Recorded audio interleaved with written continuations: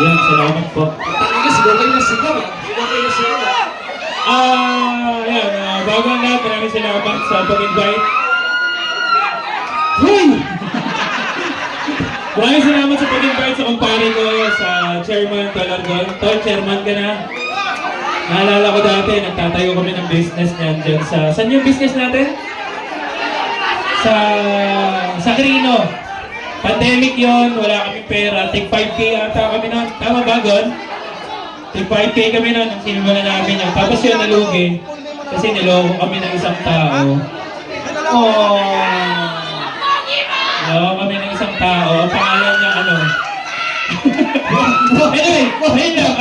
Nung in-invite ako dito ni Tol Argon, sabi ko, sige, punta tayo, daan tayo. Actually, galing pa ako sa Banes ngayon. You know? And gusto ko kasi makaharap yung mga artists, yung mga rap artists. Sa mga hindi nakakaalam, isa ako sa talent manager na nila Skills, nila Kosa. You know?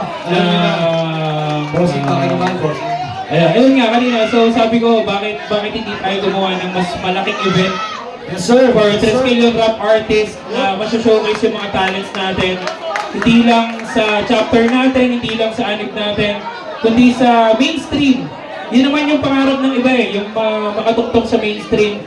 Kasi maraming mahusay na rap artist na hindi nabibigyan ng pagkakataon dahil lack of resources, lack of connections.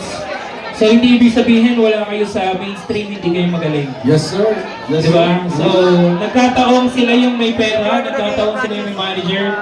So, this year or next year, try natin na tayo naman yung makapagbigay ng... Kasi maraming rap artist ang hindi nabibigyan talaga. Katulad ni Tol Revilo, sila Tol Omar, na pinupuntahan namin kasi gusto namin makatulong. And at the same time, may pamahagi yung balita na hindi lang kami frontman. Artist kami.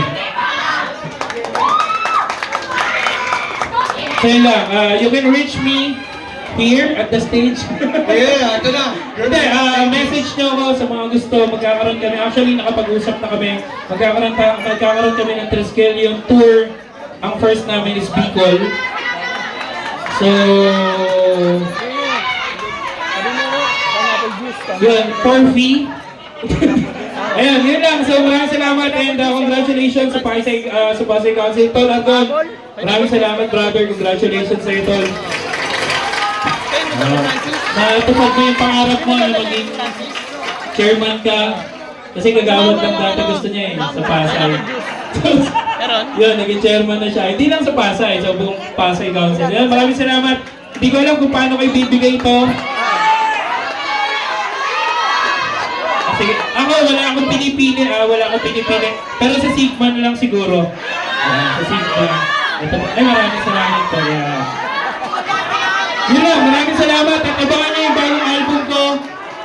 Tunay, tsaka Lakbay Aral. Maraming salamat. 2026 ba siya? Maraming salamat. Once again, make some noise for Lord's Photo, baby, for the fucking house.